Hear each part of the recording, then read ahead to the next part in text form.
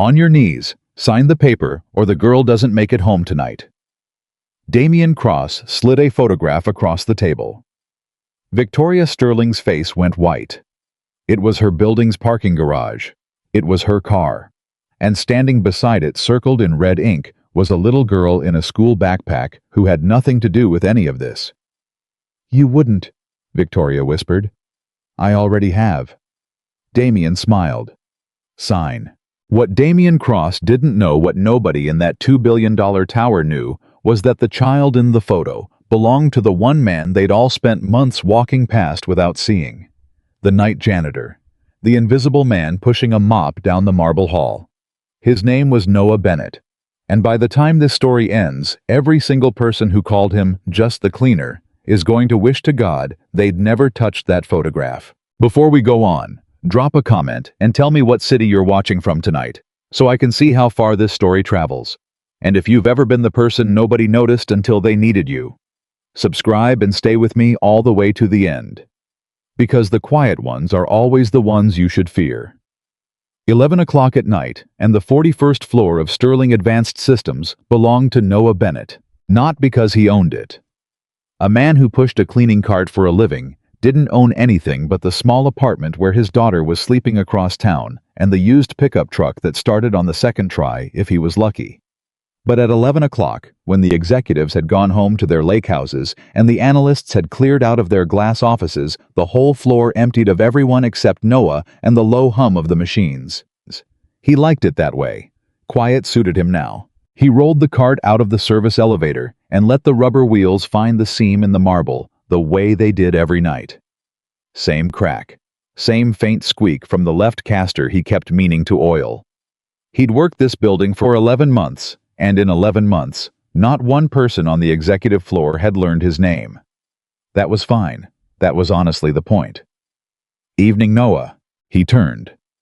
Marcus, the old security guard at the lobby desk, had come up to swap out a badge reader battery. Marcus was 71, a Vietnam-era army man, and the only person in the entire tower who talked to Noah like he was a human being. "Marcus." Noah nodded. "You're up late. Battery's dying on 19. Figured I'd do it before the day crew starts screaming about the door not reading." Marcus leaned on the desk, catching his breath. 40 floors of elevators still tired him out. "How's the little one? Emma?" Something in Noah's face softened the way it only did for one person on this earth. "Lost another tooth. Wrote the tooth fairy a note asking for $1.50 instead of $1, said inflation." Marcus laughed a big rolling laugh that echoed off the marble. "Smart kid. Smarter than half these executives. Don't let 'em hear you say that."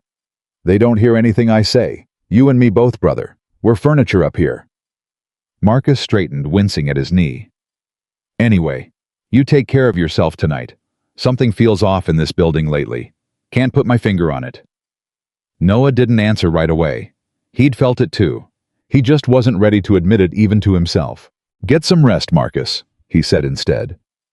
The old man shuffled off toward the elevator, and Noah went back to his cart. He worked the way he did everything methodically. Corner to corner. Nothing skipped, nothing rushed. Trash first, then surfaces, then floors.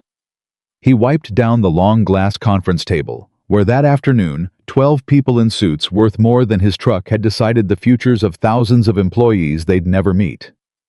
He emptied the wastebaskets in offices that smelled of expensive coffee and expensive stress. He didn't read the papers on the desks. He never did.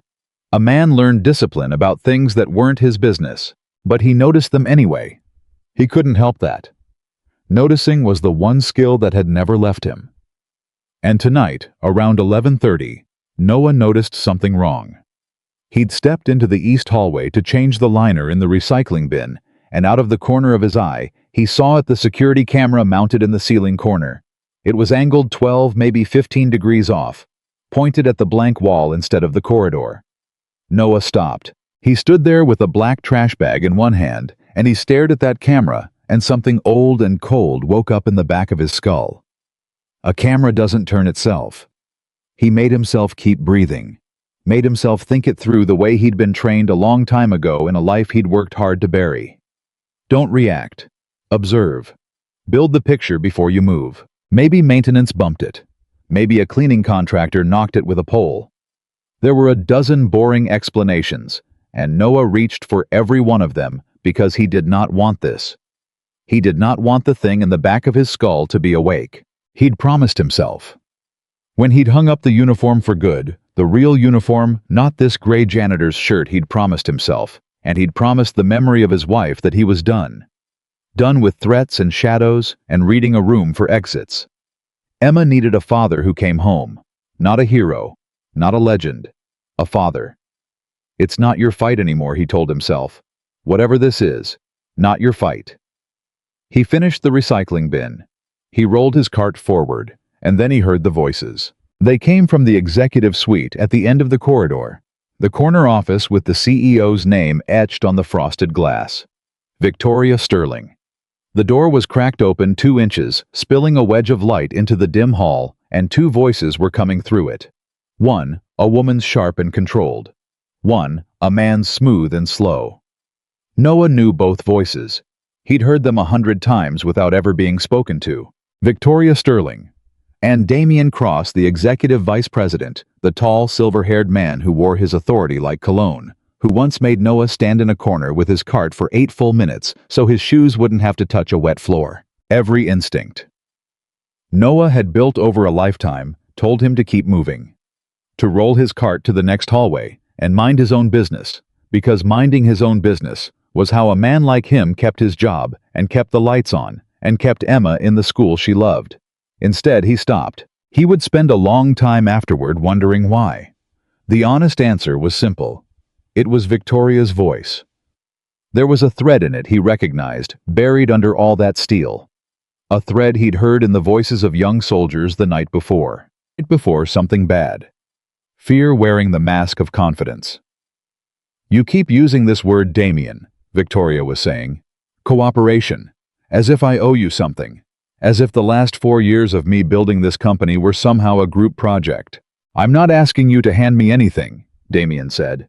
I'm asking you to read the room, Victoria. The board is nervous. The Pentagon contract renewal is shaky. And you are becoming a liability the market can feel. The market loves me. The market loved you. Past tense is a cruel thing. A soft sound, Damian settling into a chair, comfortable, in no hurry at all. Sign the transition agreement. You stay on as a figurehead. Chairwoman Emeritus. Nice title, lovely office. I run operations. Everybody's happy. And if I don't? There was a pause. And in that pause, Noah felt the temperature of the whole conversation change. He'd stood in enough dangerous rooms to know the exact moment a negotiation stopped being a negotiation. Then things get harder for you, Damian said. Still smooth, still gentle.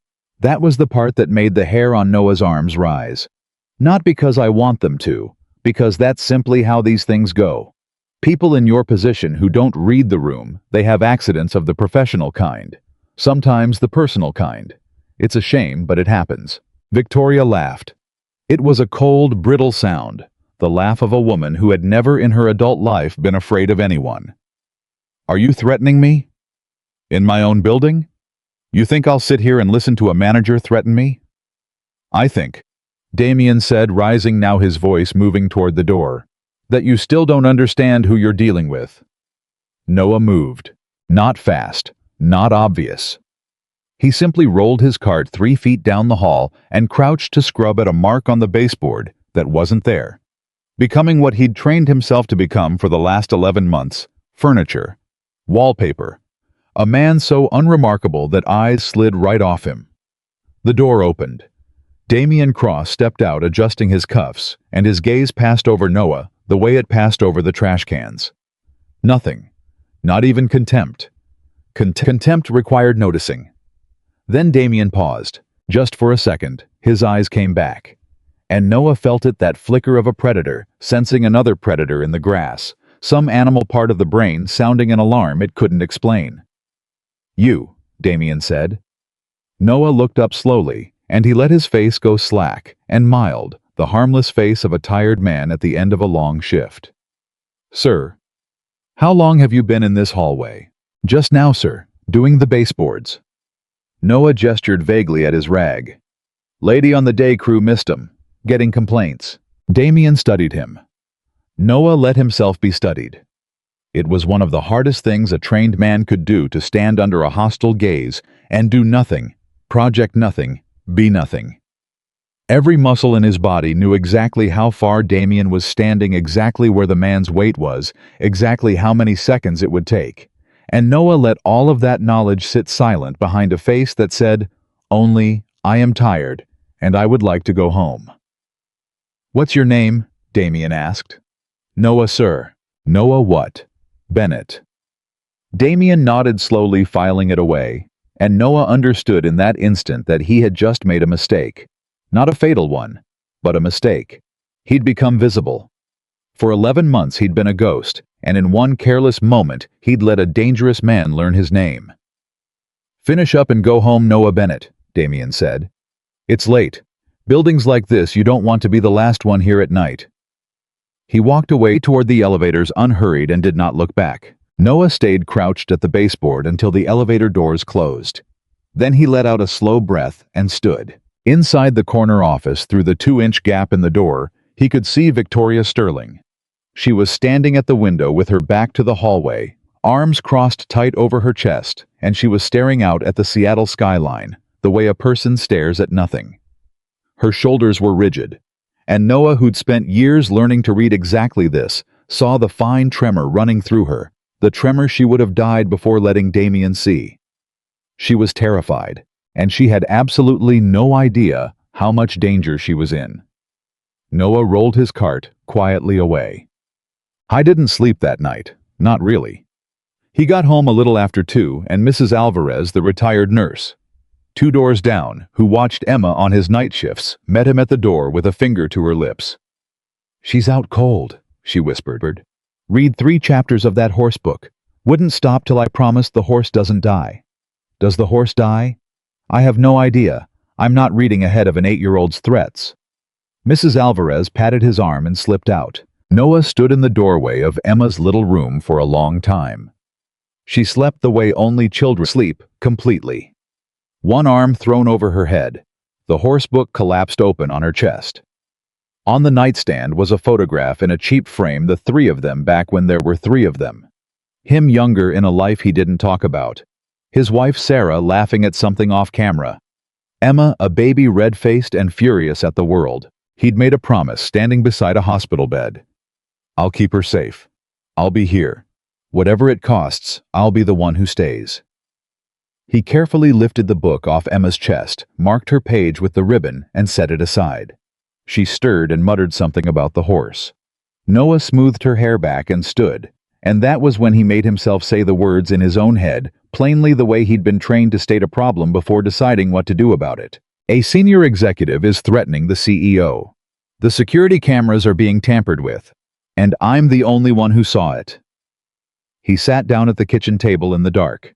He did not turn on a light. The smart move was to do nothing. He knew that. He was a $48,000 a year contract janitor.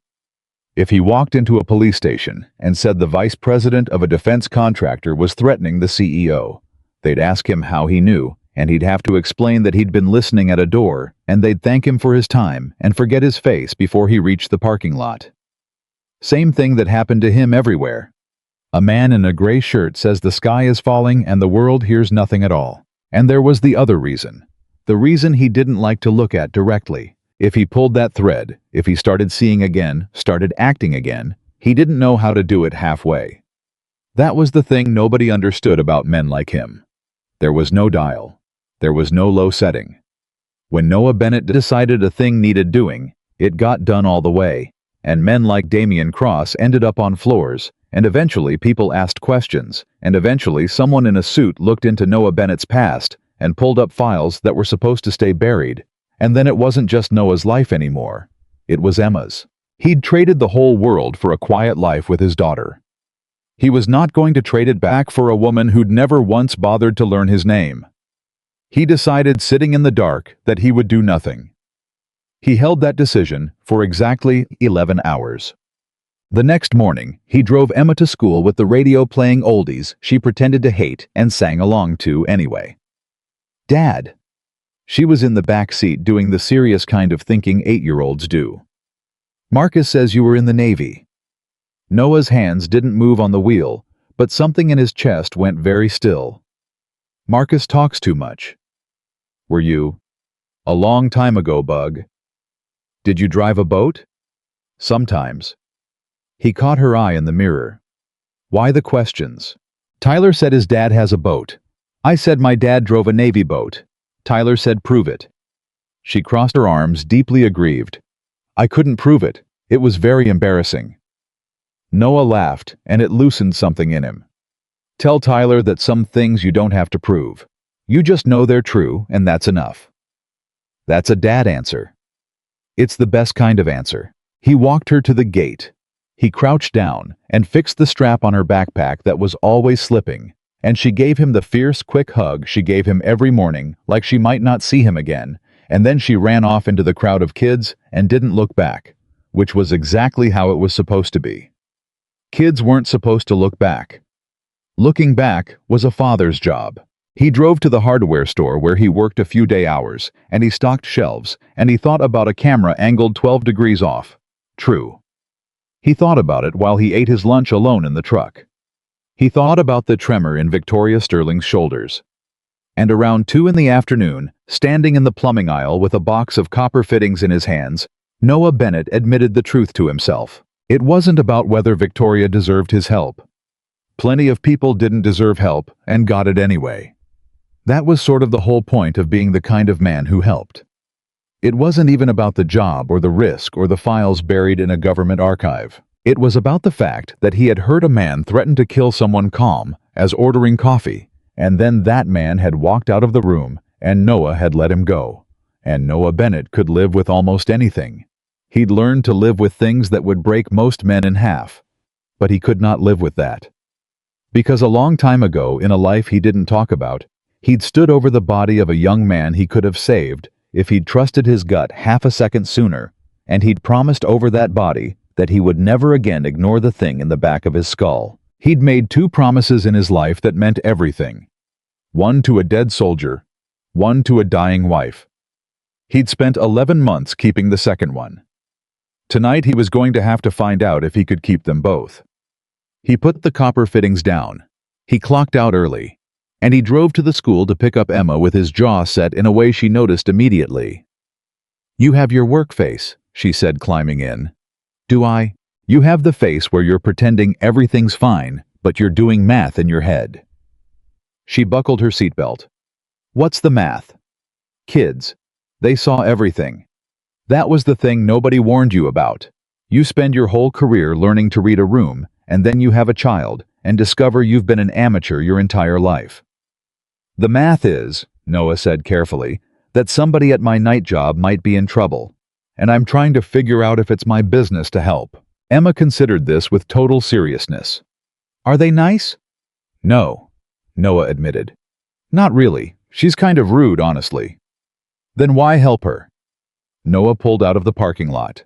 He thought about how to say it in a way an 8-year-old could hold. "Because being nice and being in trouble are 2 different things, Bug. Sometimes you gotta help people who never earned it. That's how you find out what kind of man you are." Emma was quiet for a block. Then, "Is that a Navy thing?" "No," Noah said. "That's a dad thing. The Navy just taught me how to do the helping." That night, Noah went to work early. He clocked in at 9:40 instead of 11, and he told the shift supervisor he wanted to get a head start on the executive floor, and the supervisor didn't care, because nobody ever cared what the janitor did, as long as the floors were clean by morning. Noah rode the service elevator up alone, and this time, he wasn't looking at his mop. He was looking at everything else. The camera in the east hallway had been fixed. Straightened, pointed back down the corridor, which told Noah more than if it had stayed crooked, because someone had noticed it was off, and quietly corrected it, and honest maintenance didn't work at night. He walked the whole floor slow, the way he'd walk a perimeter, and he let the old instincts do the thing they'd always done, which was to notice what didn't belong. The server room door on the northwest corner. It was supposed to require 2 badges. Noah knew this because he'd watched the day crew grumble about it. Tonight, when he passed it, the small red light on the reader was dark. Bypassed. Somebody had disabled the access log. The fire stairwell on the south side, the one that alarmed if you opened it after hours. The magnetic contact at the top of the door had a small piece of black tape over it. Defeated. Quiet. Professional. Noah stood in the empty hallway with his cart, and he felt the picture assembling itself piece by piece, the way it always had. And the picture was ugly. This wasn't one greedy executive making an ugly threat in a heated moment. This was planned. Cameras adjusted. Access logs killed. Stairwell alarms defeated. Somebody was building the conditions for something to happen inside this building without a record of it happening. And the somebody had the technical resources and the patience of a man who'd done this before. Ah, hell, Noah said softly to no one. He heard the elevator chime. How was moving before he'd decided to cart angled rag in hand, head down furniture again, invisible again, and Victoria Sterling stepped off the executive elevator in a charcoal suit phone pressed to her ear, not looking at him, not looking at anything. I don't care what the projections say. Gerald, I care what's real, and what's real is that Cross has been in 3 meetings this week I wasn't invited to. A pause. Her heels clicked hard on the marble. No. No, I'm not being paranoid. I'm being the only person in this company paying attention. She stopped 10 feet from Noah, still not seeing him, and pinched the bridge of her nose. Fine, send me the files. I'll be here. She hung up. She stood there a moment alone, thinking she was alone, and Noah watched the mask slip off her face, the way it had slipped in the corner office the night before. Underneath it, she just looked tired and afraid. And younger than her reputation, younger than the granite CEO the magazines wrote about. Noah made a decision. Ms. Sterling. She turned startled mask, snapping instantly back into place. Her eyes found him, found the gray shirt and the cart, and did the thing. Eyes always did. The quick sort. The filing away. Janitor, not important. Why is it talking to me?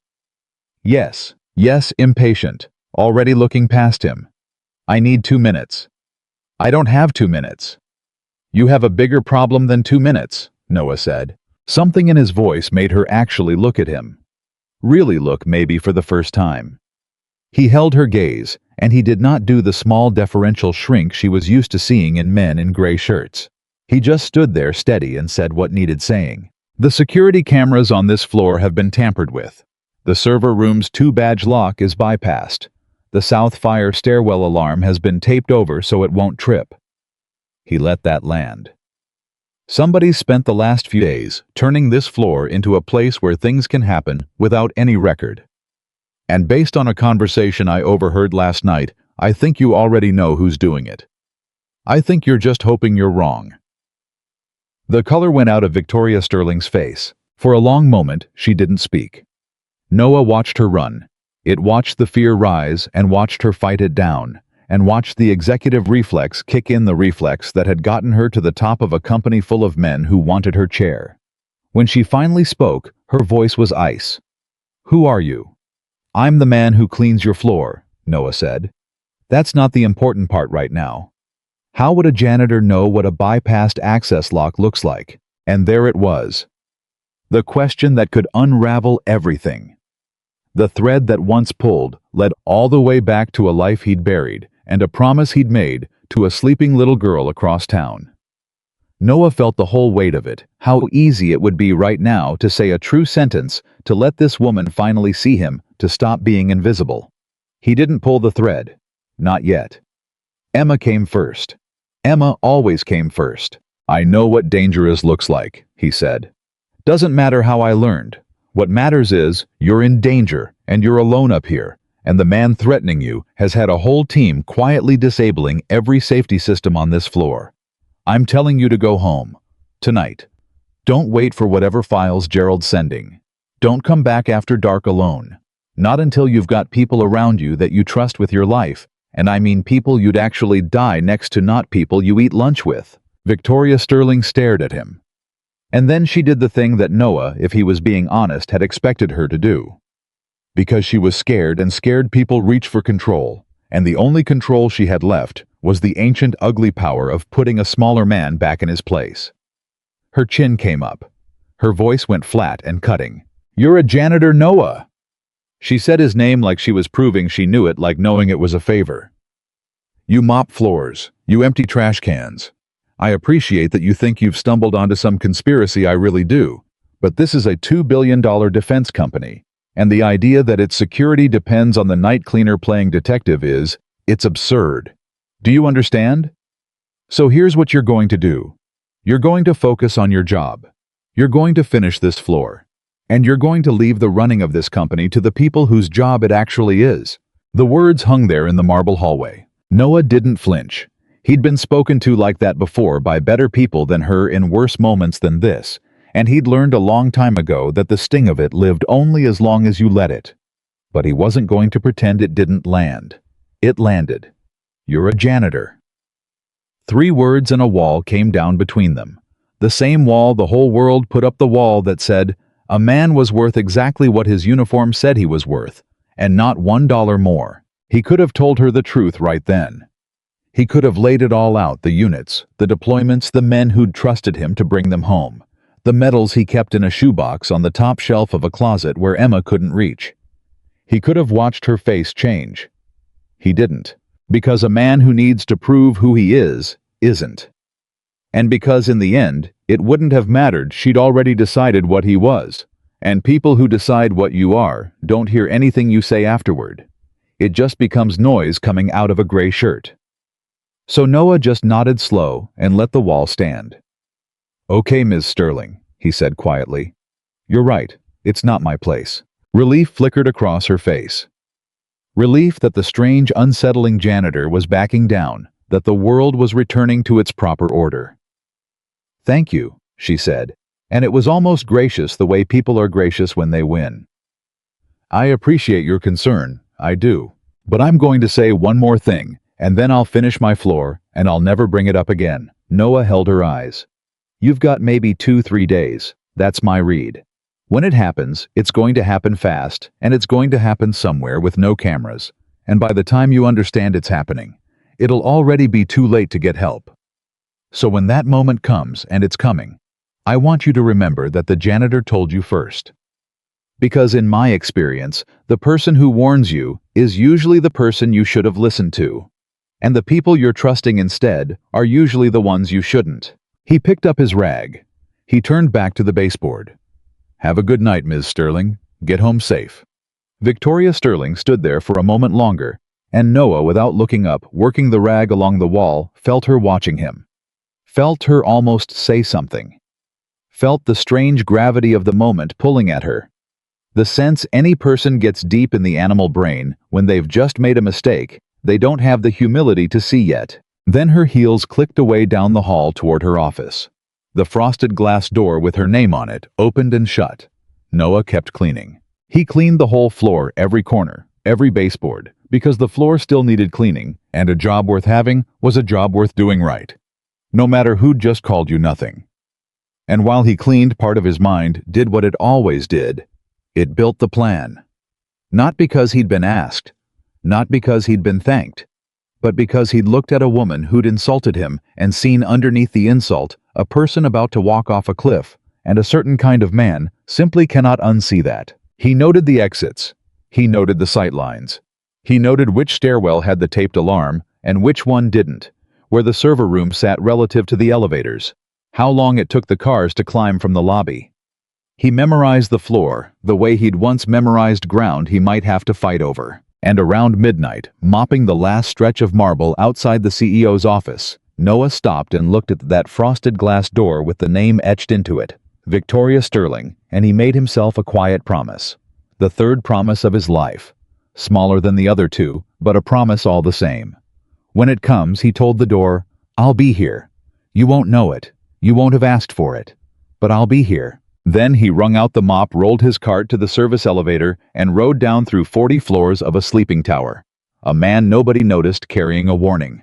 Nobody wanted going home to the one person on earth who saw exactly who he was. Across the city. In a small apartment, an 8-year-old girl slept with a horse book on her nightstand and a photograph of 3 people beside it, and she did not yet know that her father, the quiet man who fixed her backpack strap every morning, was about to remember exactly who he used to be. The next morning, Victoria Sterling did not go home when Noah told her to.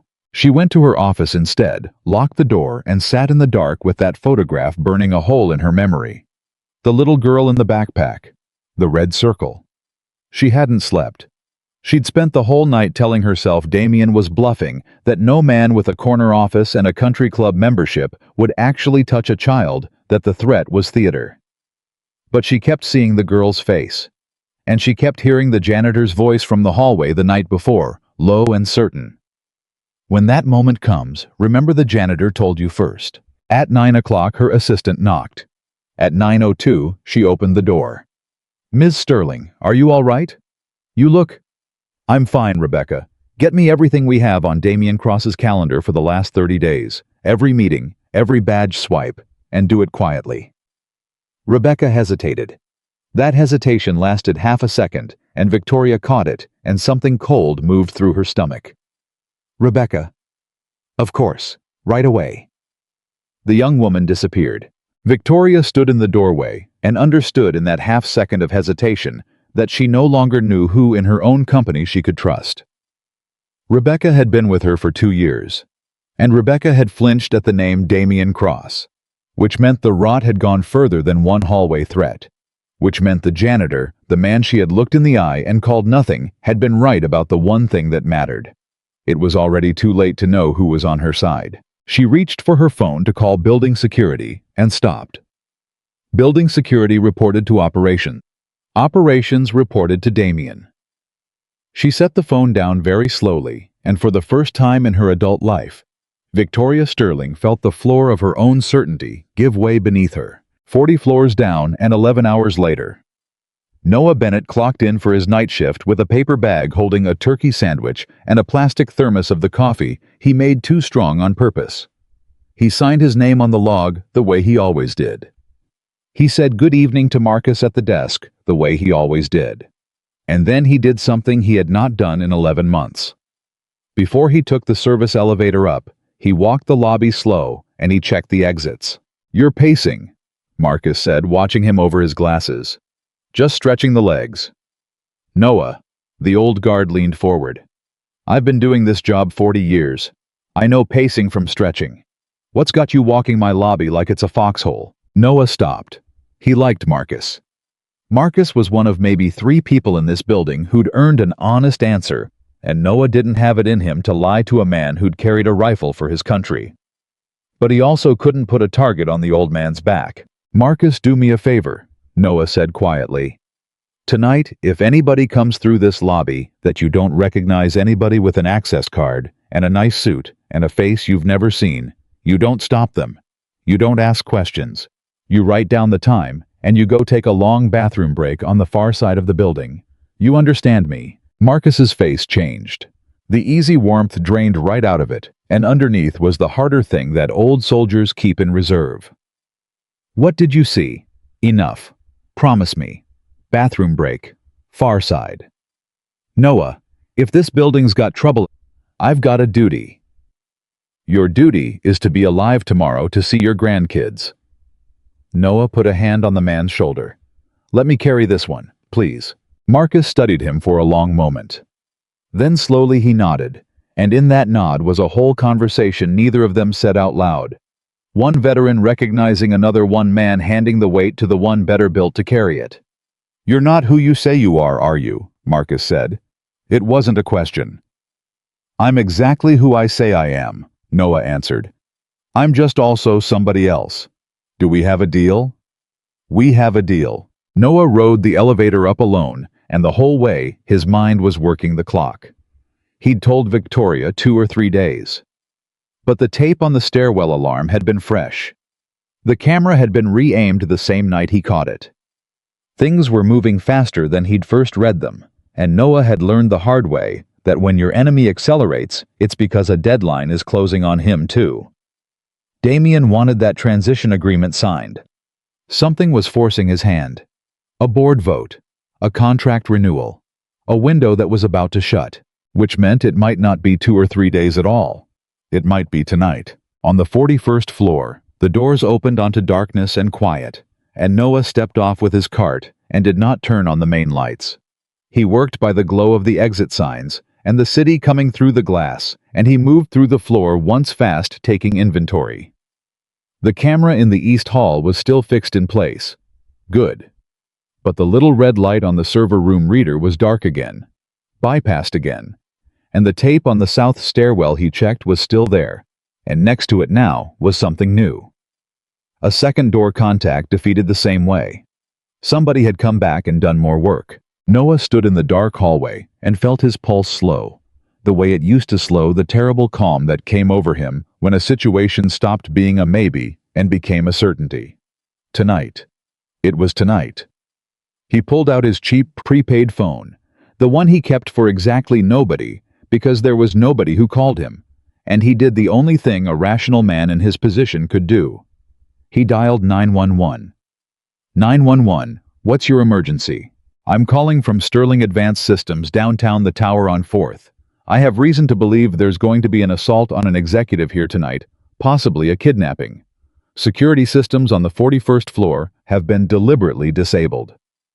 Noah kept his voice flat and clear, the way you learn to talk to a dispatcher, no emotion, just information. You need to send units now. A pause, keys clicking. Sir, can I get your name? Noah Bennett. I work here. And what's your position at the company, Mr. Bennett? There it was. He'd known it was coming. I'm on the custodial staff. The pause on the other end was small. It was polite. But Noah heard it for exactly what it was, because he'd heard it his whole civilian life. Okay, Mr. Bennett, and you say you believe there's going to be an assault. Have you witnessed a crime in progress? Is anyone in immediate danger right now? Not this second, but the systems have been... Sir, I understand you're concerned. I can send a unit to do a welfare check, but with the information you're giving me, response is going to be based on availability, and downtown's heavy tonight. There's a child in danger, Noah said. There's a photograph of a little girl and a man threatened her life to force a document to be signed. Have you seen this photograph, sir? No, I overheard. You overheard. The dispatcher's voice was kind, and that was the worst part. Kind and finished. Mr. Bennett, I'm logging your call. I'll flag it for a patrol. But I have to be honest with you based on second-hand information from... I'll get someone out there when I can. If you witness an actual crime, you call me right back. Okay, you stay safe. The line went dead. Noah lowered the phone and looked at it in the dark. He'd just done everything right. He'd called it in. He'd given his name. And the system had done to him exactly what the system always did to a man in a gray shirt. It had written him down and filed him away and moved on to someone who mattered. Nobody was coming. Not in time. Maybe not at all. He put the phone in his pocket. Fine. He'd worked with less. He'd worked with nothing at all on worse ground than this against men far more dangerous than a vice president in Italian shoes. And some cold buried part of Noah Bennett, the part he'd promised his dead wife he would keep in the ground forever, sat up in the dark and stretched and said very quietly, "All right then." He rolled his cart to the supply closet. He took off the janitor's shirt and folded it and set it on top of the mop bucket, and he stood there in a plain gray undershirt, and for a moment he was just a man in a dark room deciding who he was going to be tonight. He thought about Emma. He thought about her hug at the school gate, the fierce, quick way she held on. He thought about the promise he'd made her mother beside a hospital bed. "I'll be the one who stays. I'm still keeping it," he told her wherever she was. "I'm keeping it by not letting a little girl lose a father tonight, even if the little girl isn't mine." Then he closed the closet, and he moved. At 11:40 on the 41st floor, the executive elevator chimed. Victoria Sterling stepped off alone in the same charcoal suit, and she was not supposed to be there. Noah watched from the shadow of the copy alcove, and his stomach dropped because she'd done the one thing he'd begged her not to do. She'd come back after dark alone into the building that had been rigged like a trap. She had a leather folio under one arm, and a look on her face that Noah recognized. It was the look of a person walking toward something they know is wrong because they can't stand not knowing anymore. Her phone buzzed. She looked at it. Noah, 20 feet away in the dark, could see the screen glow up onto her face, and he could see the words change her. "I'm here," she said into the phone. "Sub-level 3. Why would the files be in the pause? Fine, I'm coming down. This had better be real, Damien." Noah's blood went cold. Sub-level 3. The research level. Below the parking garage. No windows. No public floors above or below it. The one place in the entire tower where the cameras weren't just tampered with, where there were barely any cameras at all, because it was a secure lab, and the whole point of a secure lab was that nobody watched what happened inside it. He'd read the trap wrong. He'd been guarding the 41st floor. The kill floor was 3 stories underground. Victoria turned back toward the elevator. Noah made a choice in half a second, the kind of choice his whole life had trained him to make. He couldn't call out to her if he broke cover now in the open on a floor that might still be watched. He lost every advantage he had, and against a prepared team, the only thing keeping him and Emma alive was that nobody knew what he was. He couldn't stop the elevator without her seeing him do it. So he did the only thing left. He let her go down.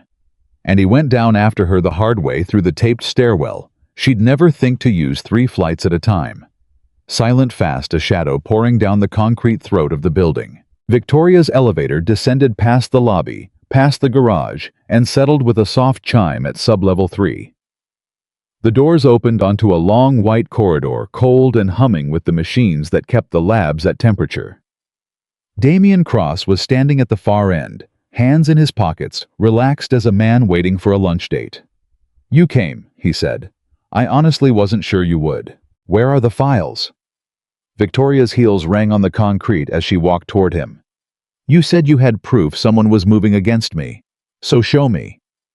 "I do have proof someone's moving against you." Damien's smile widened. "I'm the proof."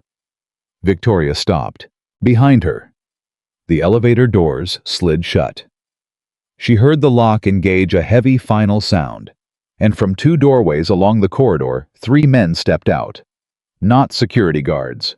She knew the security guards.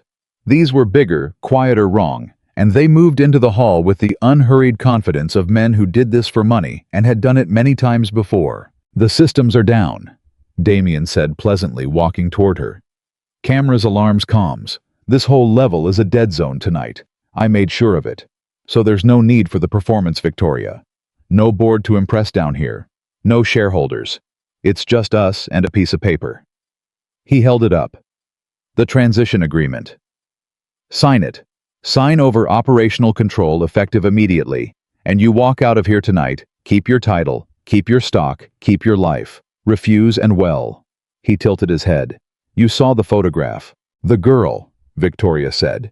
Her voice shook. She hated that it shook. "Who is she?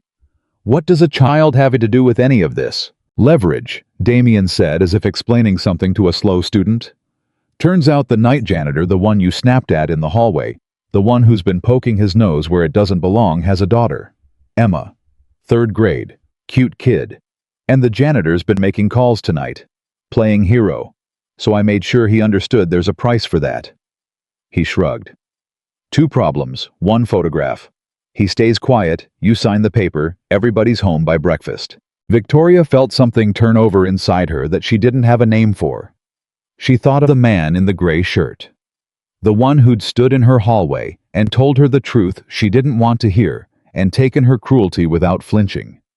The one she'd called nothing. And now, there was a red circle around his daughter because he'd tried to warn her. "I was right," she said almost to herself. "The janitor, he told me. He said the person who warns you is the one you should listen to." She looked up at Damien, and some of the fear burned off into something harder. "He tried to save me. And you put his kid in a photograph for it. Sentiment." Damien sighed and set the paper on a steel cart between them. Uncapped a pen, laid it beside the page. "You have 30 seconds. Sign or I make a phone call, and a very unpleasant man drives to a very ordinary apartment. Your choice." Victoria looked at the pen. She looked at the 3 men, and 3 floors of concrete above her, Moving down the last flight of the taped stairwell, Noah Bennett heard the words. A very ordinary apartment through the crack of the stairwell door, and everything in him that had ever been gentle went quiet. They'd said Emma's name. Noah had spent 11 months and every ounce of discipline he had, building a wall between the man he used to be and the father he'd become. And Damian Cross had just walked up to that wall and spoken his daughter's name out loud in the same breath as a threat, and the wall did not crack. It simply ceased to exist. There was no janitor. There was no quiet life. There was only the thing Noah had been before all of it. The thing the Navy had spent years and millions of dollars building and then set loose in the worst corners of the world. And it was awake now fully for the first time in years, and it was very, very calm. He eased the stairwell door open half an inch. He read the corridor in a single sweep, the way he'd read 100 rooms he'd had no business walking out of alive. Damian at the steel cart. Victoria between them. 3 professionals, one near the elevator, 2 flanking spaced right, which told him they were trained and told him exactly how to take them apart. No firearms drawn, which meant they wanted this quiet, which was the one mistake he could use. The corridor was concrete and steel. No cover bad ground for the men who thought they held it, because bad ground cut both ways, and Noah had made his peace with bad ground a long time ago. Inside the corridor. Victoria picked up the pen. Her hand was shaking so hard the tip rattled against the steel cart. "If I sign this," she said, "buying seconds, buying anything. How do I know you don't kill me anyway? How do I know you leave that little girl alone?" "You don't," Damian said simply.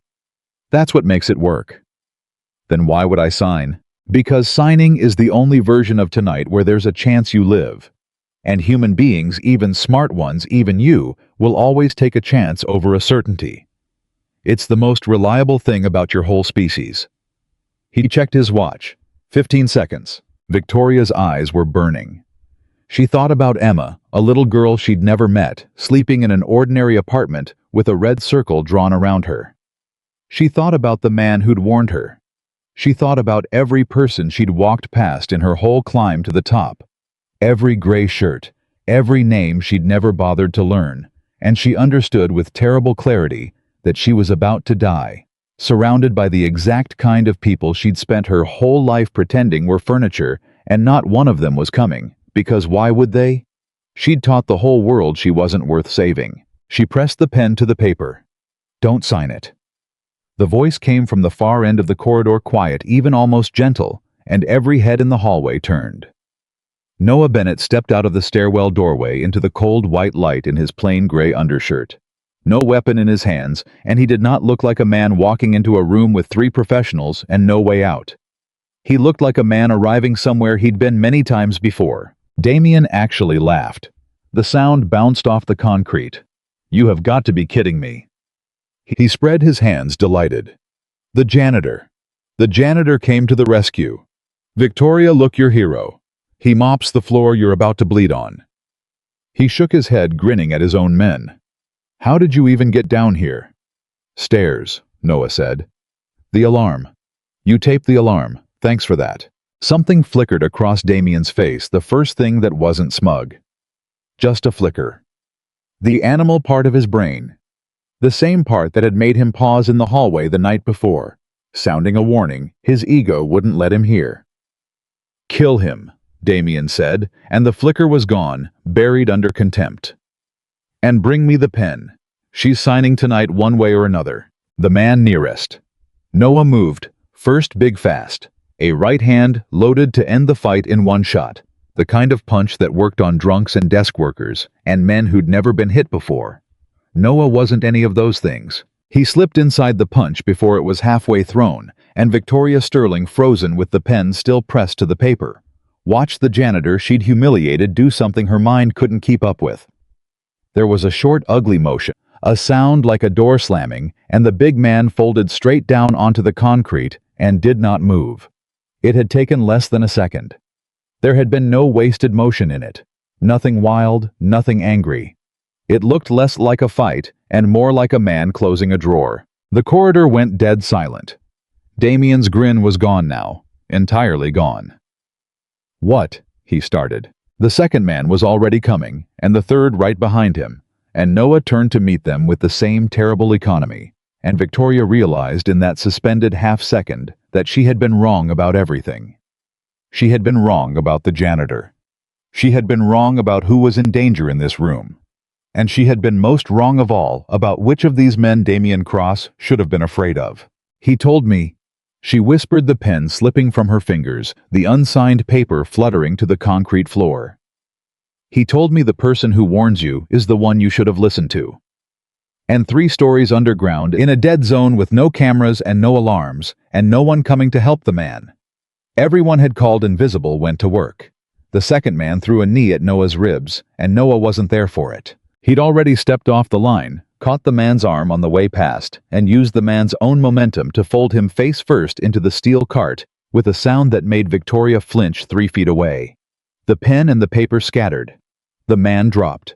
And the third one, the last one, the smart one who'd hung back near the elevator, finally understood what the other 2 hadn't, which was that they were not in a fight. They were in a demolition. He drew a knife. Better, Noah said quietly. Now we're being honest. Victoria pressed her back against the cold concrete wall and could not make herself move. Her whole life, she'd been the one people were afraid of. She'd walked into boardrooms full of men twice her age and made them sweat with a single raised eyebrow. And she stood there now, a spectator to something she had no vocabulary for watching a man. She'd called nothing dismantle a room, and the only thought that would form in her mind was the same one, over and over. He tried to warn me, and I called him a janitor. The knife came in fast, a professional's cut low and slashing. Noah read it before it started. There was a lifetime in the way he moved, something Victoria would try to describe to people later and fail, because there were no words in her world for it. He didn't back away from the blade. He stepped into it, past the arc, caught the wrist, and there was a wet crunch, and the knife rang off the concrete. And the man screamed the same scream Victoria would realize much later that she'd heard in her nightmares for months, the scream of a hard man discovering he'd walked into something harder. Noah put him on the ground, controlled deliberate, no-wasted violence, and pressed a knee between his shoulder blades until the struggling stopped. 11 seconds. The whole thing from the first punch to the last man on the floor had taken 11 seconds. And then it was quiet, except for the humming of the machines and Damien Cross's breathing. Damien had backed up against the steel door of the lab. His hand was fumbling at his jacket, and Noah watched him do it unhurried, the way you watch a man reach for something you've already decided he won't get to use. "Don't," Noah said. Damien's hand came out with a small pistol anyway, and he leveled it not at Noah, at Victoria. "Nobody move," Damien said, and his voice had cracked all the way open, now the smooth executive gone. And underneath was a frightened man who'd built his whole plan on the certainty that the janitor was furniture. "Nobody, you stay right there. You, whoever you are. You stay right there, or I put one in her, I swear to God." Noah stopped. He raised his hands slow to shoulder height. He didn't look at the gun. He looked at Damien's eyes, and his voice when it came was almost kind. "Okay. I'm stopped. Look at me. I'm stopped." He took a breath. "That gun in your hand. You bought it for show, didn't you? Something to wave around if the paper didn't get signed. You've never fired it at a person. I can tell by how you're holding it. Shut up. Your finger's on the trigger already. A man who's shot somebody keeps his finger off until he means it." Noah's tone never changed, low and steady, the voice you'd use to talk a jumper off a ledge. "You don't want to shoot her, Damien. I know you think you do. But the second you pull that trigger, everything you built tonight is gone. There's no signed paper. There's no clean version of this. There's just a dead CEO and 3 of your men on the floor and you holding the gun, and you'll spend the rest of your life in a cell going over how a janitor took it all away from you." Damien's arm was shaking. The gun trembled between him and Victoria. "How?" Damien breathed. "How do you nobody? Who are you?" And there it was. The question again. The one Victoria had asked him in the hallway. The one the 911 dispatcher had asked. The one the whole world kept asking a man in a gray shirt, and never once believing the answer to. Noah felt the weight of it, and for the first time in 11 months, he didn't reach for the small lie. "My name is Noah Bennett," he said. I spent 14 years doing exactly what you just watched me do in places you've only seen on the news, for a country that gave me some medals and then let me disappear. And when I got out, I chose the mop. You want to know why? His eyes didn't leave Damien's. Because a man who can do what I just did to your 3 friends, that man is dangerous to everyone around him, unless he chooses every single day not to be. So I chose. Every day for 11 months, I chose the quiet. I chose to be nobody. I chose it because I've got a little girl at home, and she needs a father, not a weapon. His voice dropped, and something dark bled into the calm. And then you put her face in a photograph. You said her name in this room. You made this about her. So we're way past the quiet now, Damien. There's no version of tonight where you drive to that apartment. You understand me? That road is closed. Damien's eyes flicked just for an instant toward the phone in his jacket pocket. The phone that would make the call send the man to the ordinary apartment, and that flick told Noah everything he needed to know. The call hadn't been made yet. Emma was still safe. There was still a window, which meant there was only one thing in the world that mattered now, and it was closing that window before it opened. You want to walk out of here, Noah said. I can see it. You're doing the math same as I would. So let me do the math for you because you're rattled and you'll get it wrong.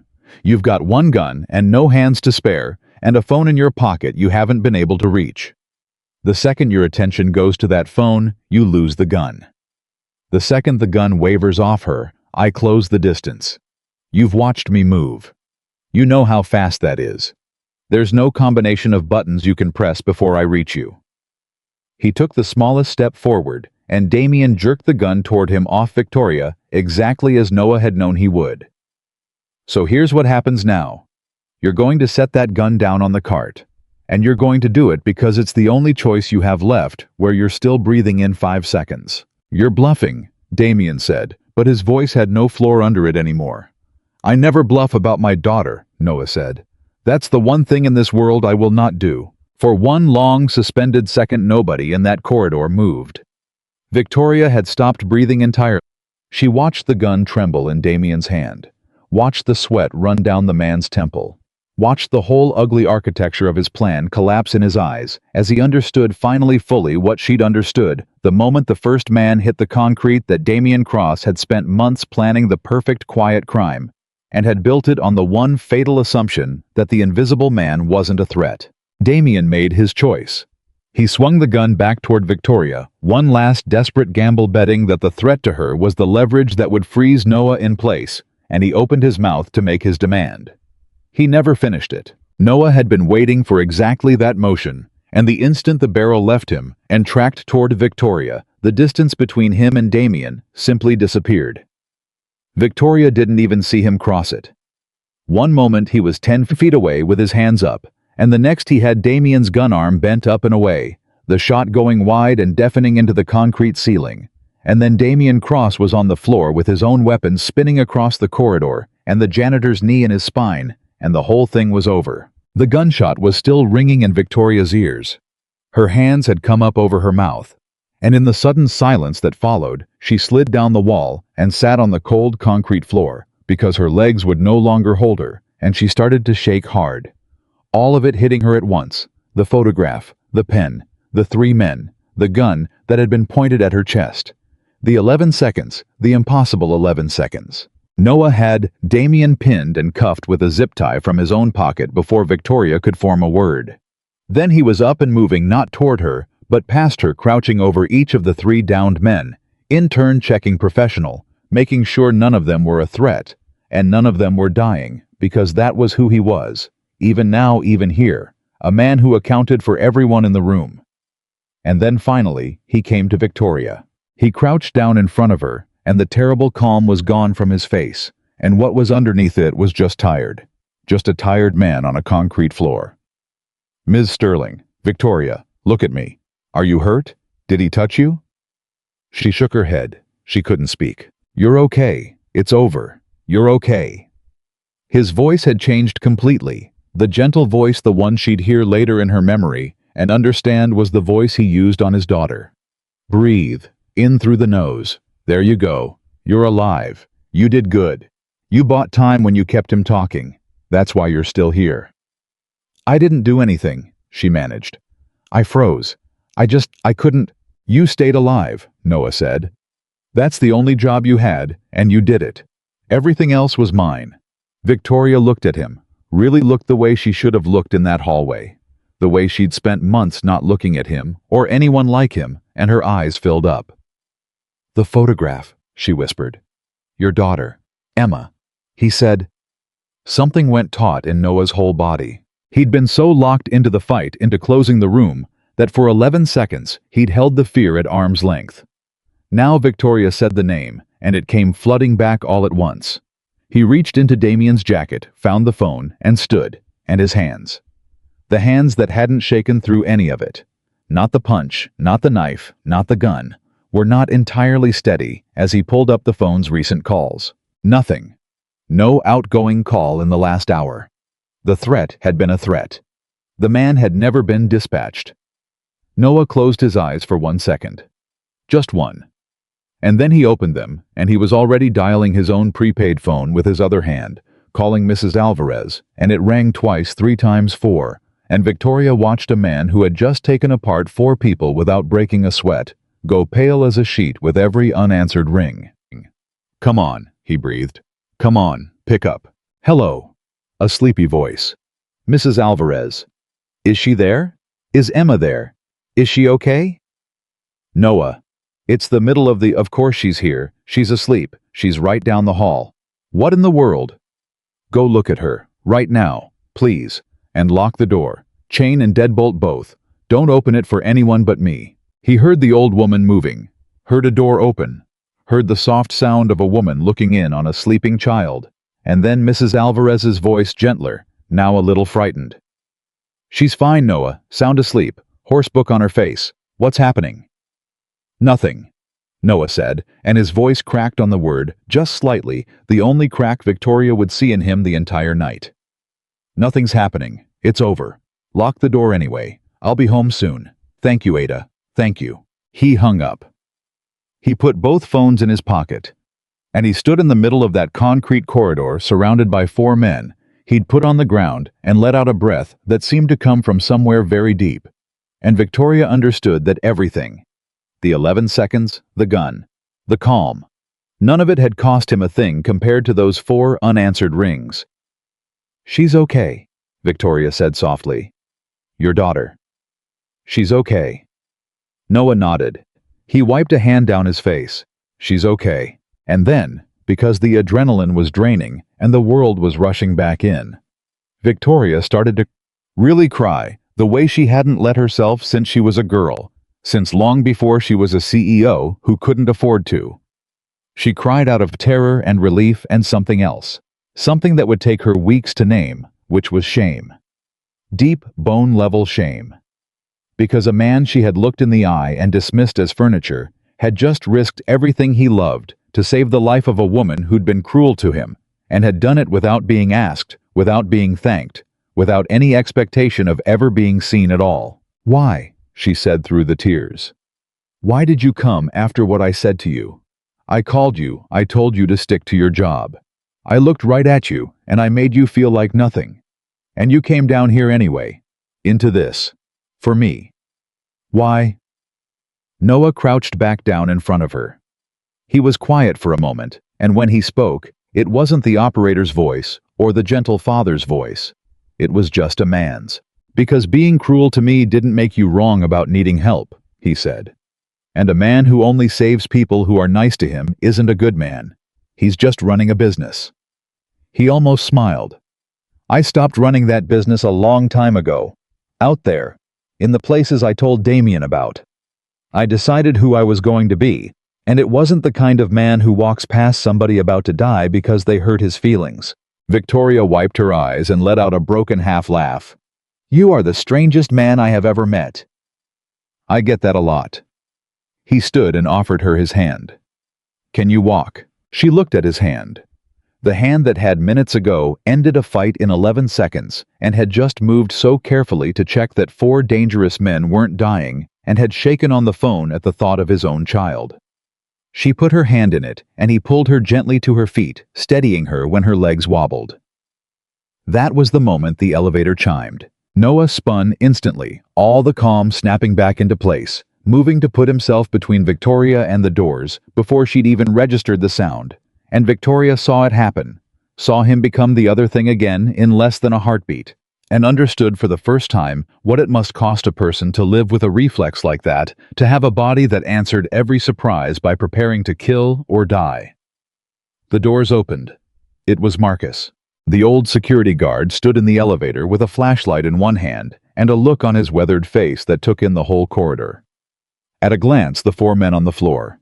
Damien zip-tied and cursing the CEO standing shaken beside the janitor, and Marcus did not look surprised. He looked, if anything, grimly satisfied. "I took my bathroom break like you said," Marcus told Noah. "Far side of the building. And then I sat there in the dark for 20 minutes feeling like a coward, and I thought 40 years, I've worn a badge in this town, and I'm gonna hide in a bathroom while a man half my age goes down into the basement alone." He stepped off the elevator. "So I called some people. Real people. Not the ones who report to him." He nodded contemptuously at Damien. "Detective Ruiz owes me from way back. Cars are 2 minutes out, and I brought this." He held up the flashlight, which Victoria now saw was not just a flashlight, it was heavy metal, the old kind, the kind a man of a certain generation kept for exactly one purpose. "Figured you might need backup." Noah looked at the old man, and something passed between them, warm and unspoken. Two soldiers of two different wars recognizing each other across 40 years. "You're 2 minutes late," Noah said. "Story of my life." Marcus surveyed the downed men again and let out a low whistle. "Though it doesn't look like you needed the 2 minutes." Victoria let out a sound that was half sob and half laugh, and she pressed her hand to her mouth and she looked at the two of them. The old guard and the night janitor. The two men in this $2 billion tower that everyone, including her, especially her, had spent years treating as though they were part of the walls, and she felt the shame rise up again, hot and total, because these were the two people who had come for her. Not her board, not her executives, not the men in the suits who ate lunch with her and called her by her first name. Two men in uniforms she'd never bothered to look twice at, on the floor. Damien Cross twisted against his zip tie and found his voice, and it was ugly now, stripped of every ounce of its old smoothness. "You think this is over? You think this is over? I have people, Sterling. I have people in your board, in your legal, in your security. This goes so much deeper than tonight. You have no idea what you just—" "He's right," Noah said quietly. Victoria turned to him. "What?" "He's right about that part." Noah's eyes were on Damien, and they were cold again, calculating the operator reading the whole shape of a thing that was much bigger than one corridor. A man doesn't build an operation like this alone. The tampered systems, the men he hired, the people who looked the other way, that took resources, and it took reach inside your company. Tonight we stopped the hands, but the head of this thing isn't lying on your floor. He looked at Victoria. Damien Cross didn't wake up one morning and decide to take a $2 billion defense contractor for himself. Somebody put him up to it. Somebody's been funding it. And whoever that is, they're going to find out very soon that tonight went wrong. The satisfaction drained out of Victoria's face. The relief she'd felt curdled into something colder. "You're saying it's not over?"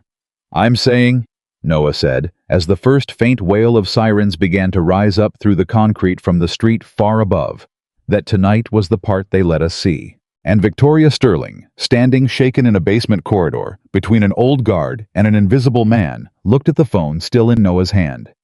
Damien's phone full of contacts, full of calls, full of a whole network of people who had spent months planning to erase her, and understood that the janitor had just saved her life, and that saving her life had only opened the door to something far larger and far more dangerous than the man cuffed on the floor at her feet. The sirens arrived 4 minutes later, and with them came the part Noah hated most, which was the part where he had to explain himself. Detective Ruiz turned out to be a compact, gray-haired woman in her 50s who came off the elevator with two uniforms behind her and took in the corridor with the flat, unimpressed eyes of a cop who'd seen basements go wrong before. She looked at Damien Cross, zip-tied on the floor.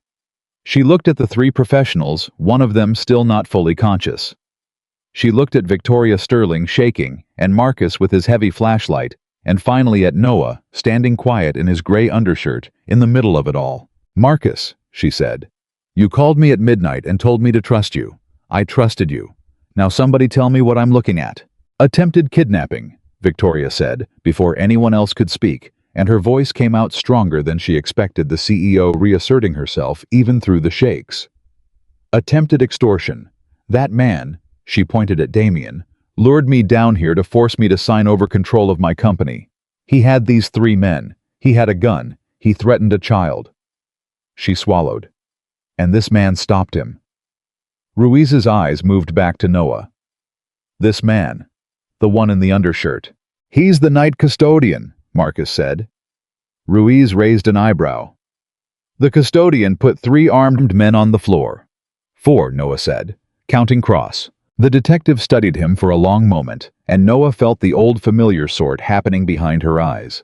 The same sort. The 911 dispatcher had done the same one Victoria had done in the hallway, the human reflex to size a man up by his shirt and file him accordingly. But Ruiz was a different kind of animal than the dispatcher. She'd been doing this 30 years. And what she saw when she looked at Noah didn't fit the shirt, and she was old enough and good enough to trust the mismatch instead of ignoring it. "You got a last name custodian. Bennett, Noah Bennett. And where did Janitor learn to do this?" There it was. A 4th time in 2 days. And Noah stood in the wreckage of the thing he'd worked 11 months to avoid, and he understood that the wall he'd hidden behind was gone for good. Now there was no putting it back. Not after tonight. Not with 4 men on the floor, and a CEO who'd watched him work, and a detective with a notebook. The quiet life was over. He'd known it the second Damien said Emma's name, but standing here now saying it out loud to a cop made it real in a way it hadn't been before. "Navy," he said. 14 years, special warfare. The rest of it's classified, and you can confirm every word by making 1 phone call to a number I'll give you. And after you make that call, the people on the other end are going to ask you very politely to stop asking questions." He met her eyes. "I'm not hiding anything, detective. I just spent a long time trying not to be the guy who does what I did tonight. But he brought my daughter into it. So here we are." Ruiz held his gaze a beat longer, then nodded slowly and wrote something in her notebook. "Seal." "I didn't say that. You didn't have to." She almost smiled. "My brother was a corpsman with the teams. You all move the same, like the air owes you money." She turned to one of the uniforms. "Get these 4 separated. I don't want them talking to each other. And somebody get the CEO a blanket, she's going into shock." The next 2 hours were a blur. Victoria would never fully reassemble in her memory. Statement. Photographs. The 3 hired men loaded into separate cars. Damien Cross hauled to his feet, no longer cursing, now gone silent and calculating. And as they walked him past Victoria, he leaned in and said low, just for her, "This isn't finished. You'll see. You have no idea how far up this goes." And then a uniform pulled him toward the elevator, and he was gone. But the words stayed. They stayed in the room like smoke. Around 3 in the morning, Ruiz found Noah sitting on an overturned supply crate in the corridor, elbows on his knees, and she sat down beside him with 2 paper cups of the terrible coffee somebody had brought down from the lobby machine. "So here's my problem, Bennett," she said, handing him a cup. "Cross is going to lawyer up in about 90 minutes with the kind of lawyer that costs more than my house. The 3 hired guns won't talk prose, never do they eat the charge and wait for bail from whoever hired them. Which means the whole case, the part that actually matters, the part about who put this together, that all rests on your word and hers." She nodded down the hall toward Victoria. "The word of a traumatized CEO and a janitor with a classified file nobody's allowed to read. You see my problem." Noah drank the coffee. It was terrible. "You think it walks?" "I think Cross does 18 months on a weapons charge and a plea, and the man who paid him never even gets his name in a report." She stared into her cup. "Unless there's something on that phone." Noah reached into his pocket and set Damien's phone on the crate between them. He'd been holding on to it. He'd known from the second he'd found no outgoing call in the recents that the phone was the only real weapon in this whole thing. Not the gun, not his hands, but the small glowing rectangle full of a man's contacts and calls, and the digital residue of an entire conspiracy. "It's locked," Noah said. "But he used it in front of me down here, face unlock. And there's 4 unconscious men in this building right now, one of whom is his face." He looked at Ruiz. "I'm not a cop. I don't know what you can and can't do with that. But if it were me, I'd get that thing in front of his face before his lawyer tells him to change the setting." Ruiz looked at the phone. She looked at Noah, and slowly, a real smile spread across her tired face. "You know, for a janitor, you'd have made a hell of a detective." She picked up the phone in a gloved hand. "Stay put. And Bennett, good work tonight. Don't let anybody tell you different." She was gone before he could answer, moving fast down the corridor, and Noah sat alone on the crate for a moment, in the humming quiet, and let himself feel for the first time all night how tired he was. That was when Victoria came and sat down where Ruiz had been. She'd stopped shaking.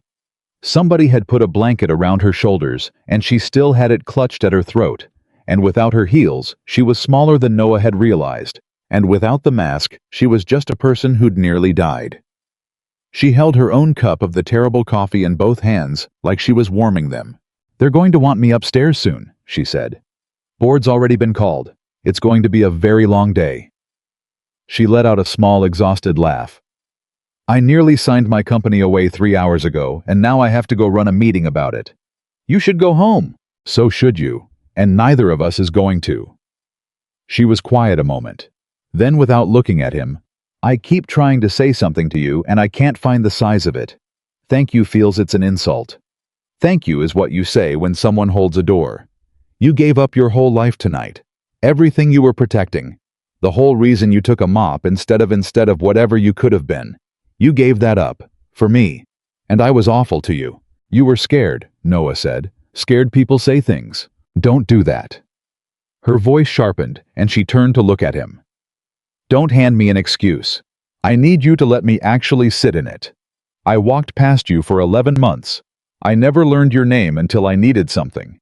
And when you came to me with the truth, the exact truth, everything you said was right. Every single thing I told you to stick to mopping the floor." Her eyes were wet again, but her voice held. "I've built my whole life on the idea that I can read people. That I know who matters. That's the whole skill, that's the thing they pay me for. And I looked right at the one man in this building who could actually see what was coming, and I decided he was furniture, because of a shirt." Noah didn't say anything. He'd learned a long time ago that when a person finally sees a true thing about themselves, the kindest thing you can do is let them look at it without rushing to make them feel better. "How many other people have I done that to?" Victoria said, quieter now, almost to herself.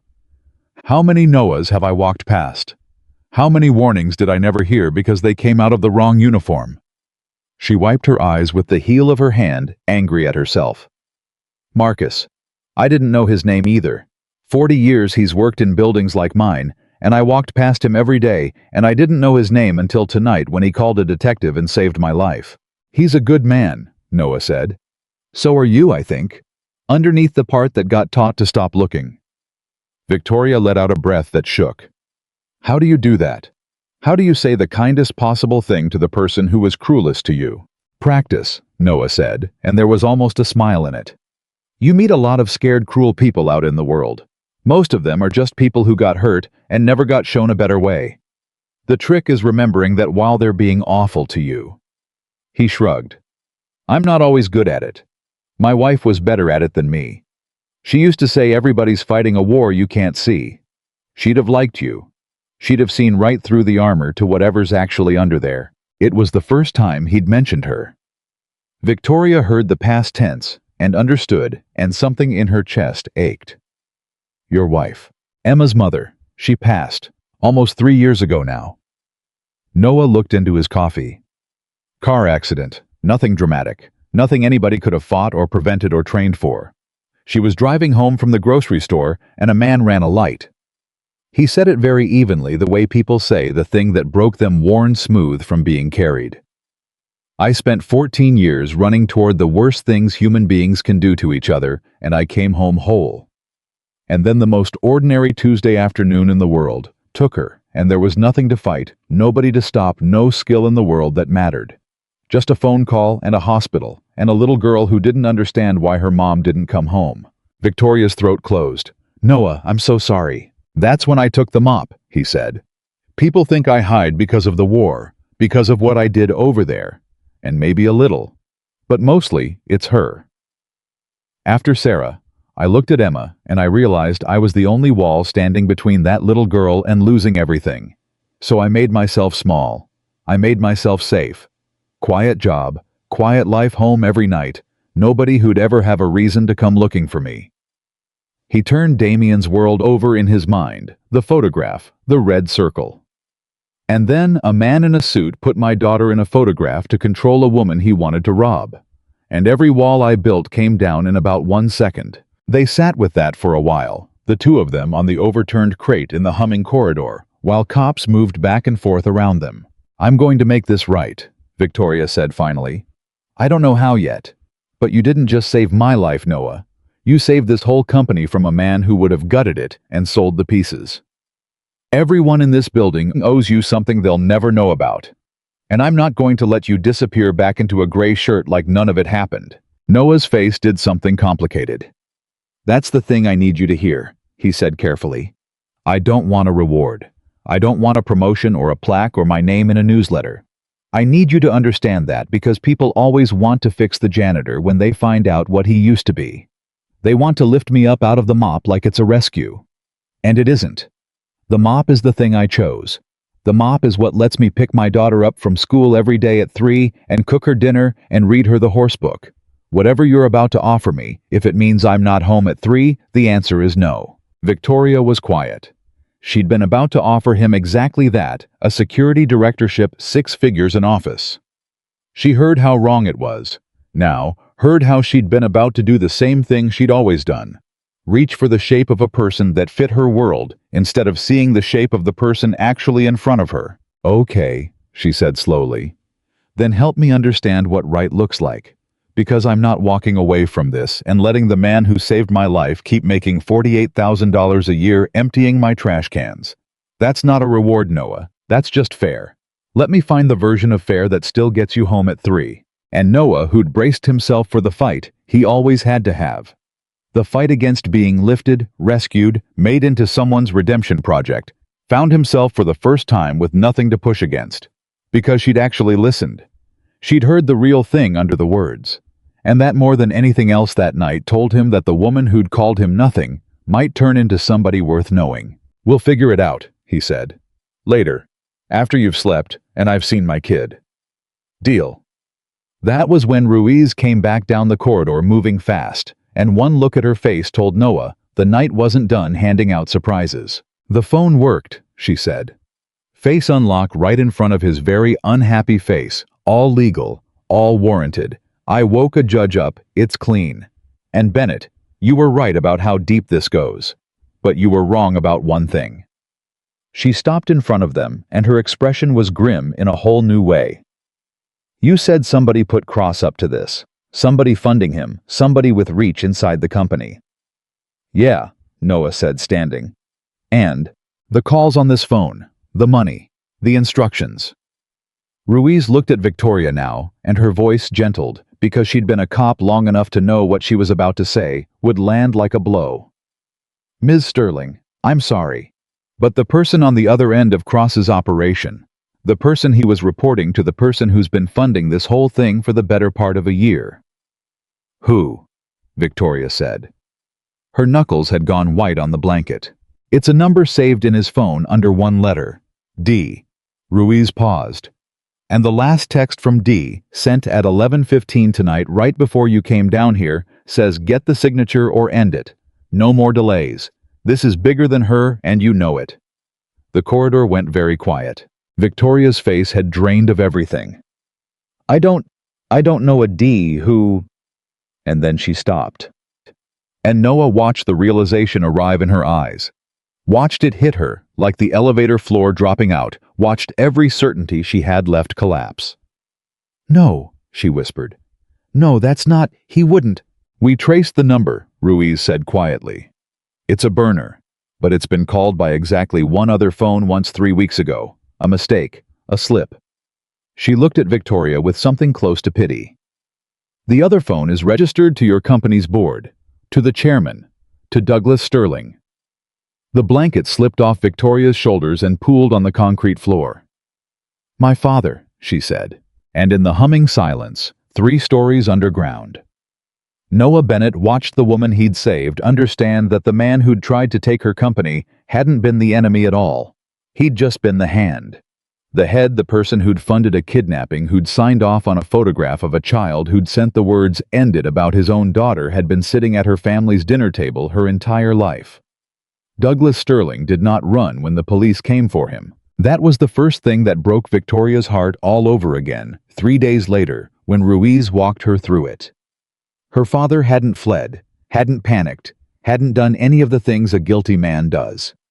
He'd made himself a cup of coffee.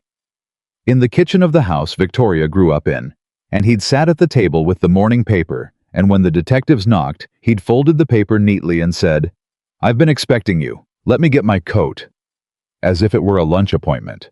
As if he'd ordered a photograph of his own granddaughter the way another man might order a car. Victoria wasn't there for the arrest. She found out she couldn't be. But she went to see him once before the arraignment in a gray county room with a metal table between them, and Noah drove her there and waited in the parking lot for 2 hours because she asked him to, because she said she didn't think she could do it if she didn't know someone she trusted was outside. That was the word she used now. Trusted. About a man she'd known 4 days. "I need to hear you say it," Victoria told her father across the metal table. Her voice didn't shake. She'd promised herself it wouldn't. Not the lawyer's version. Not, "It's complicated." "I need you to look at me and tell me you sent a man to threaten a little girl to get to me." Douglas Sterling looked at his daughter for a long moment. He was 73. He had built the company she now ran, built it from a garage and a defense contract and 40 years of ruthlessness. And he had handed it to her 4 years ago with a speech about legacy that had made her cry. "You were going to lose the Pentagon contract," he said. Calm, reasonable, the voice of a man explaining a business decision.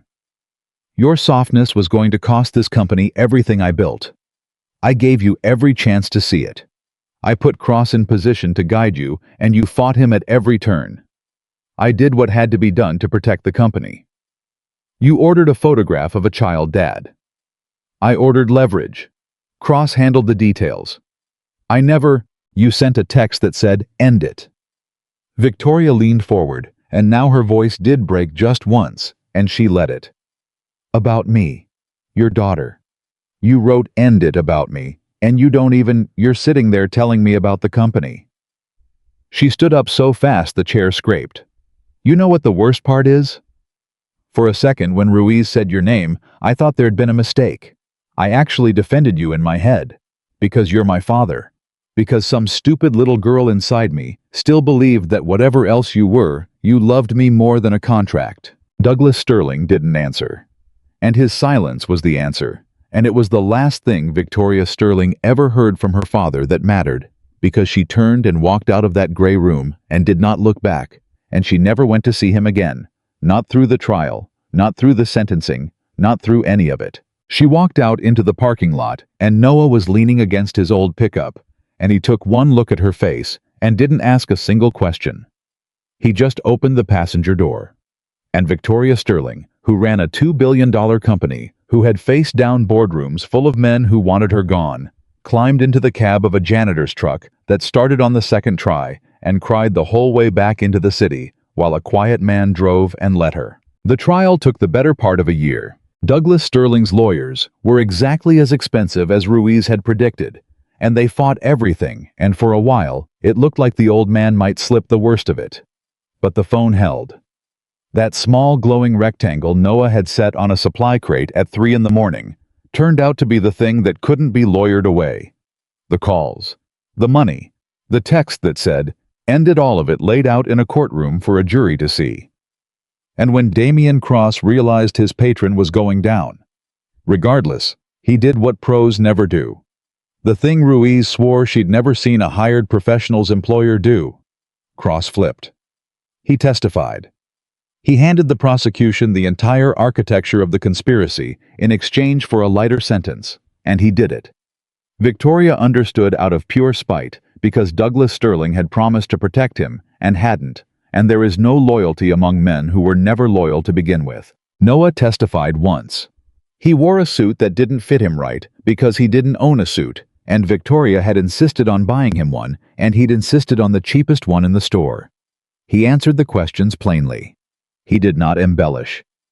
When the defense attorney tried to make something of his background, tried to paint him as a violent man, a killer, a soldier who'd overreacted in a basement, Noah looked at the jury and said, "I spent 11 seconds ending a threat to a woman's life and a child's life, and every one of those seconds I was hoping I wouldn't have to.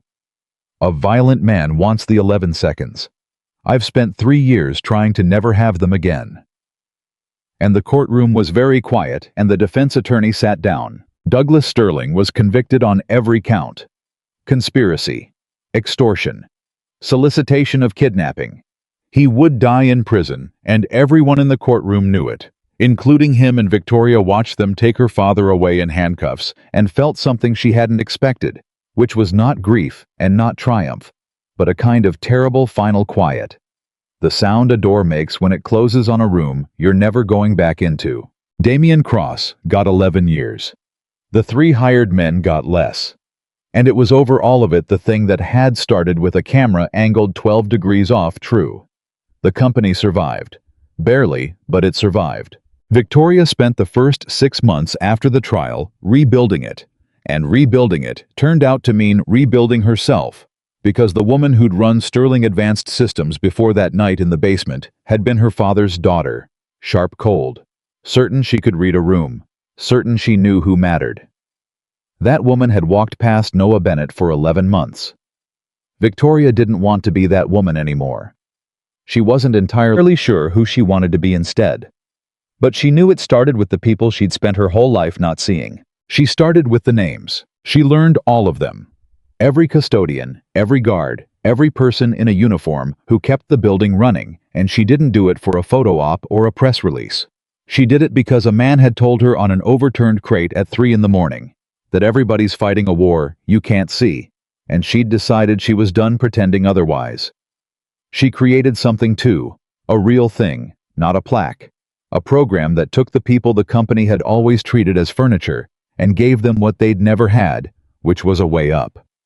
Tuition, training, a path from the night shift to anywhere they wanted to go. She named it after nobody. Noah had asked her not to use his name, and she'd honored it, and instead she'd called it the Second Sight Program, and only 2 people in the world knew why. Marcus was the first person promoted through it.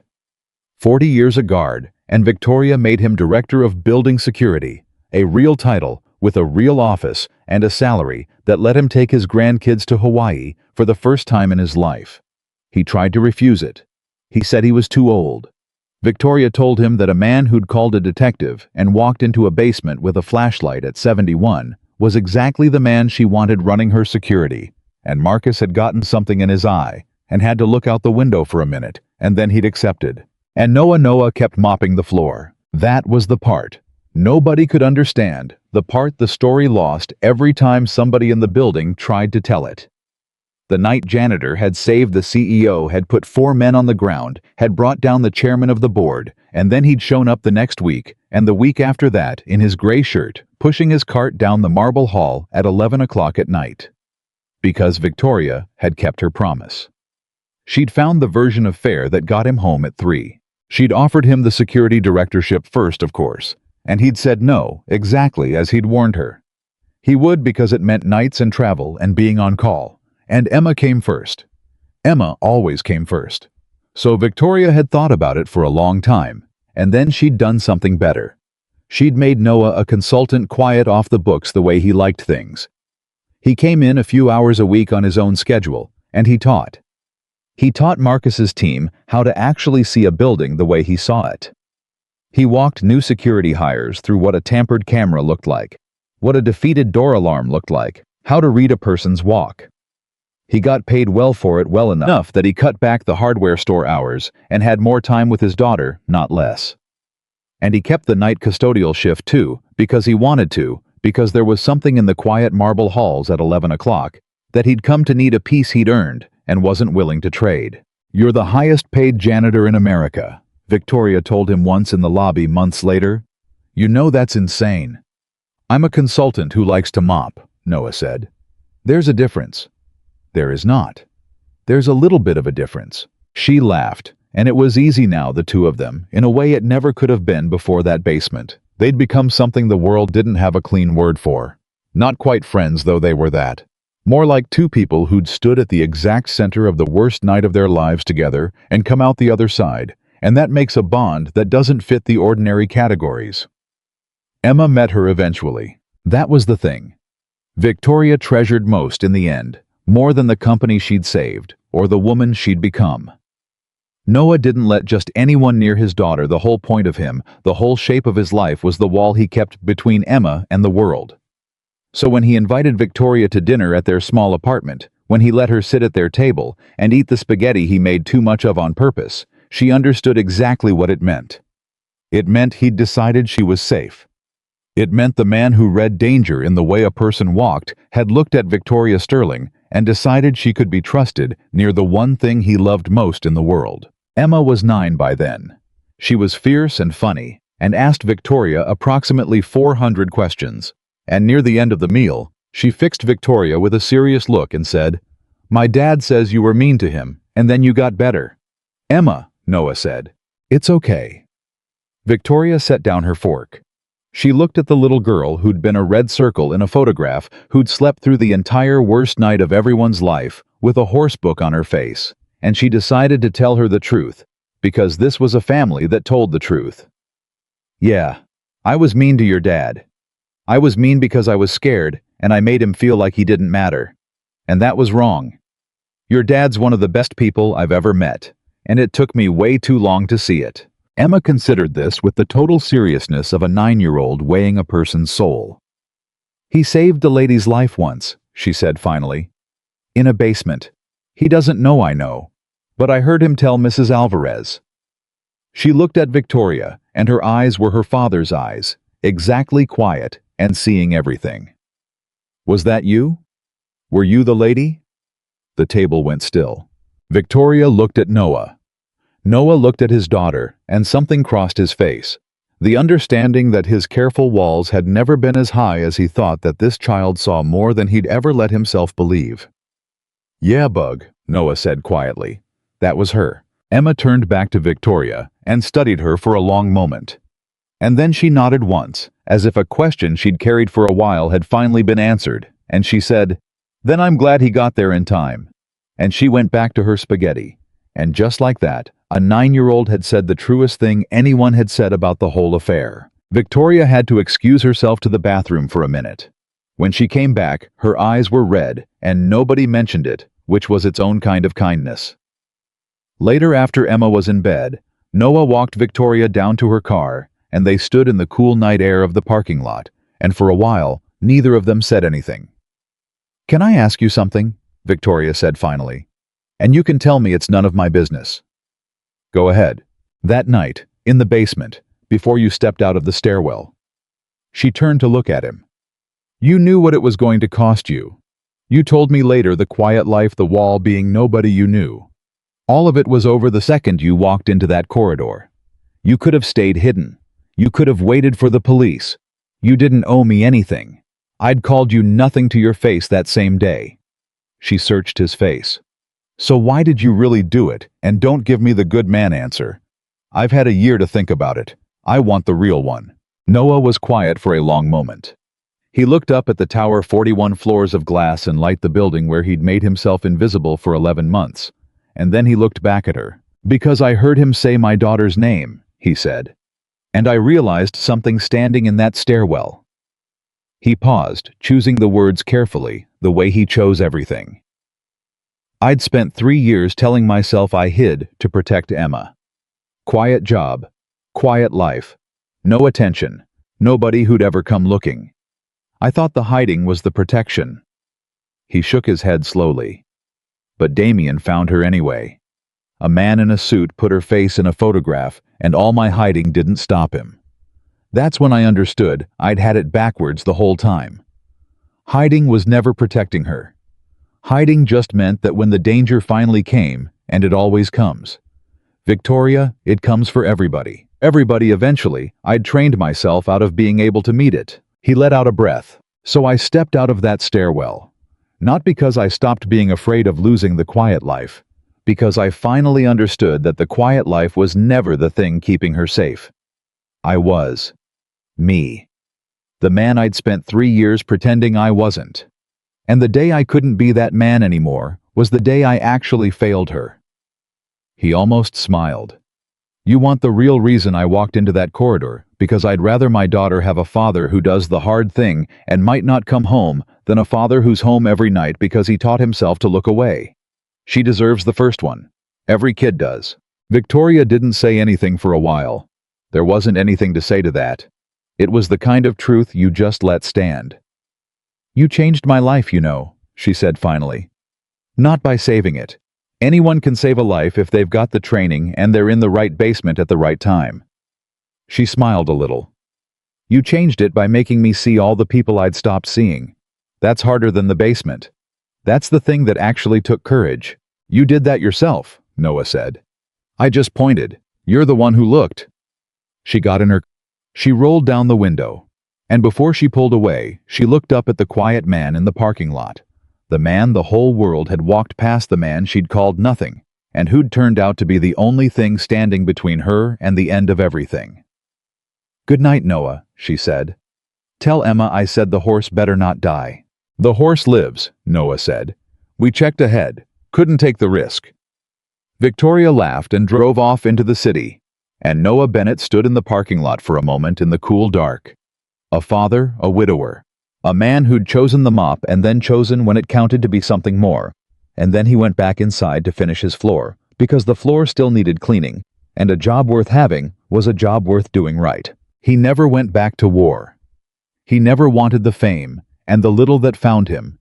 He turned away, and the story of what he'd done in that basement became one of those things. People in the building half believed a legend about the night janitor that new hires didn't credit until Marcus set them straight. Noah didn't care. He'd never done any of it to be seen. But something had changed all the same, and everyone felt it, even if they couldn't name it. When Noah Bennett walked down the marble halls, now pushing his cart at 11 o'clock at night, the people who passed him no longer looked through him. They looked at him. They knew his name. They said good evening, and they meant it, and some of them, the ones who'd heard the true version, looked at him with something close to awe. He was still the man who cleaned their floors. But they had finally learned what he'd known all along, what the whole story had been trying to teach them from the very first night, that the person you walk past without seeing the one in the wrong uniform, the one you've decided doesn't matter. That person might be carrying a whole life inside them, a history of courage and loss and quiet strength you couldn't begin to imagine. And one day when the world turns dark, and every important person you trusted has turned their back, the one who steps out of the shadows to save you might just be the man you called nothing. So learn their names, every one of them, because you never know which invisible man is the one who'll refuse to look away when it matters most. And that is the whole truth of Noah Bennett, the SEAL who became a janitor, the widower who became a hero, the father who taught a powerful woman how to see. He asked for nothing. He was owed everything.